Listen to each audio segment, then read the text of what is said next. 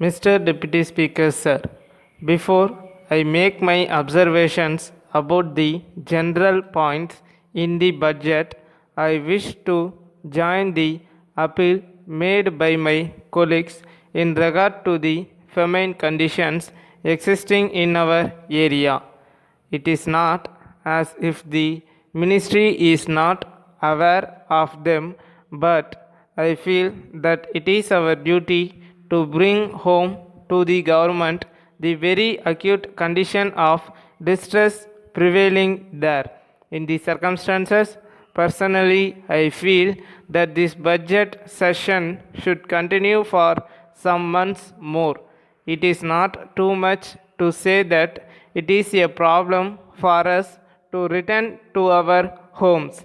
I hope the government will take all factors into consideration and do all that is necessary to create the purchasing power that is required in villages. I do not know how the government are going to manage the lean months. The finance minister thinks that the prices stabilized, but I think that he is not right. If he feels so, as far as I am concerned, I think he must proceed with caution and make arrangements to meet the difficult situation in the lean months. I leave the famine conditions at that. I know that the government are in very difficult circumstances. At the same time, people expect the chief minister to do a miracle to save the situation. I am still having that confidence. I do not think there is any disillusionment as some honorable members are thinking there is. People have full confidence in the chief minister. I am sure he will rise to the occasion and do the needful at the right time. Now, I should like to make a few general observations regarding the proposals in the budget. I shall now take sales tax. Last year, I was referring to the introduction of the single point tax system. There is no place for the honest trader in the multi-point sales tax. Multi-point sales tax has made people dishonest traders. Another thing I would like to mention on this occasion is this: when we come to attend the meeting of the Food Production Council, we see a large number of officers. I do not know what they are doing. There are the district supply officers. I do not know what they are doing. There are the district supply officers and there are also the taluk supply officers. I do not know what they are doing. There is no necessity for the former set of officers as they have nothing to distribute to the villages and the taluk supply officers is there. I do not know why these two posts are kept on without being abolished.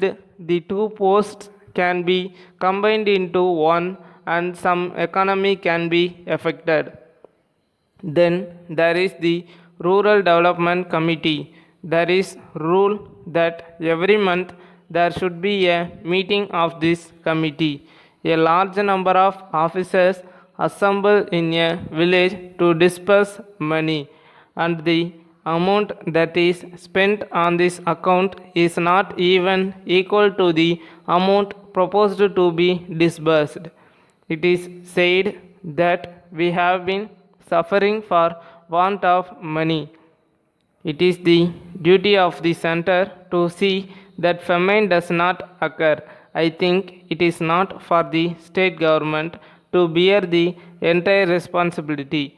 It is equally the responsibility of the center. It seems to me that some people feel that the responsibility of adopting relief measures is the direct responsibility of the state, but the center is collecting tax as much as it can. I think that our chief minister will appeal to the central government to give a better share to the state. Letter from Murali and Company, Chennai, to Messrs. David and Company, Lucknow. Dear Sirs, we are pleased to acknowledge receipt of your letter offering to act as our sole agent for the state of Uttar Pradesh, and we are glad to inform you that we have now decided to entrust our sole agency for your state to you. In this connection, we enclose our agreement form duly filled in. It contains all the terms relating to commission, credit, and minimum monthly sales. If the terms of the agreement are approved, you may please send one copy of the form to us. After putting down your signature on it, assuming that you will approve of the terms of agreement form, we quote rupees 2000 for the cycles we have put in the market. As the market tendency is upward in view of scarcity of imported cycles, we would advise you to take advantage of the rate which is valid for all orders placed up to 1st December 2009. On receipt of a reply from you agreeing to the terms we have quoted, we will advise all our customers in Uttar Pradesh to have direct dealings with you, and we will be pleased to send all the attractive literature we have turned out for advertisement purposes with your name printed therein. We await your reply at an early date.